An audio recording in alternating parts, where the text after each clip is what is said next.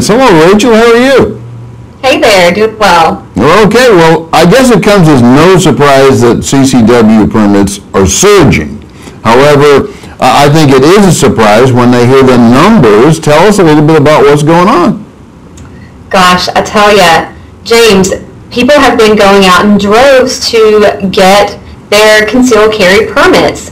In every state across the country, we've been hearing from the state police that they have been having to hire extra help in some states to go through all of the permits, the applications that have been submitted for concealed carry permits. This is amazing in this economic time that so many people would be interested in receiving their concealed carry permit. Now, this isn't just men. These are grandmothers, women of all ages, men of all ages going out, taking responsibility for their self-protection and getting their concealed carry permits. Yeah, I do have some statistics that I picked up.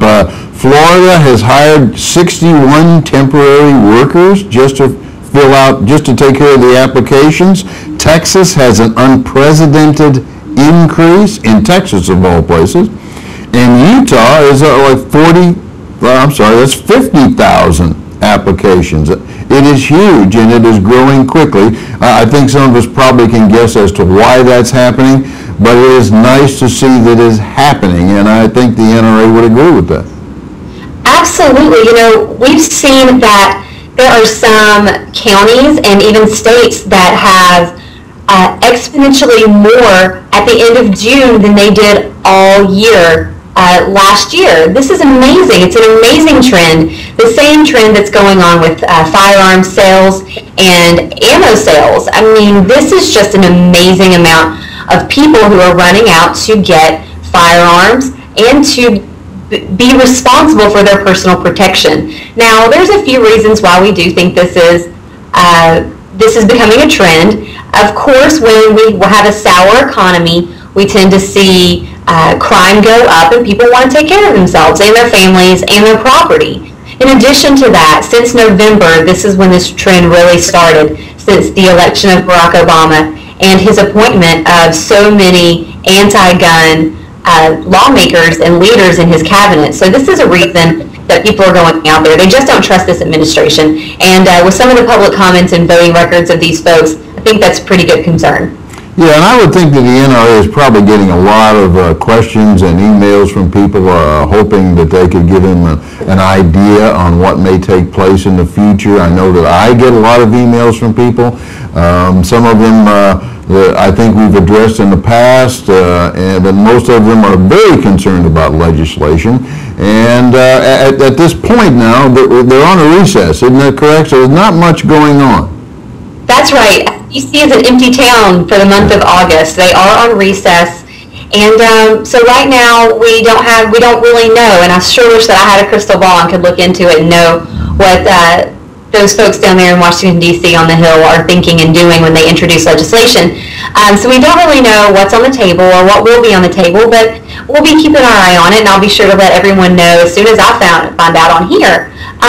But right now they are out of town. And I think that if anybody's watching the news, they see over and over that at these town hall meetings, this administration has a lot to worry about right now. But if anyone gets an opportunity to go to these town hall meetings, certainly ask their lawmakers and their senators and congressmen what they want to do with the Second Amendment. That would be a great forum. Yeah, and I think you're absolutely right, Rachel, because I know a lot of those town hall meetings, as we all know, are pretty much dealing with health care.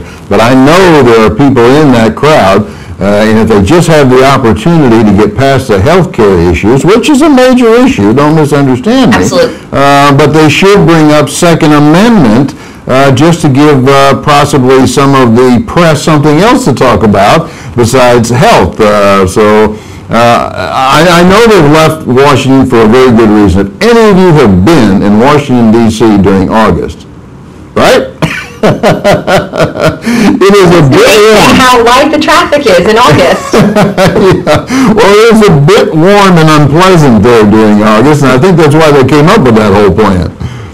Absolutely. It's a miserable, humid mess right now. But you're right. Now's a good time to have our voices be heard and let our legislators know what we think.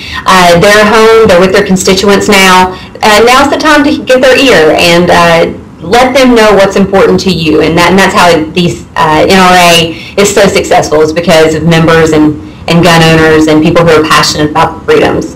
Okay, so the message from the NRA to you folks attending those town hall meetings is try to get in there, say something about your Second Amendment rights, because that is as important as any other issue on the table. And there's a lot of attention on that health care, but let's not forget about the Second Amendment rights.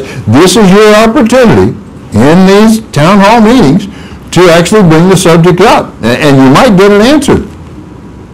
Sure thing. Yeah, that's the way I figured it too. All right, Rachel, thank you very much for coming on. We'll see you again next week with some new issues.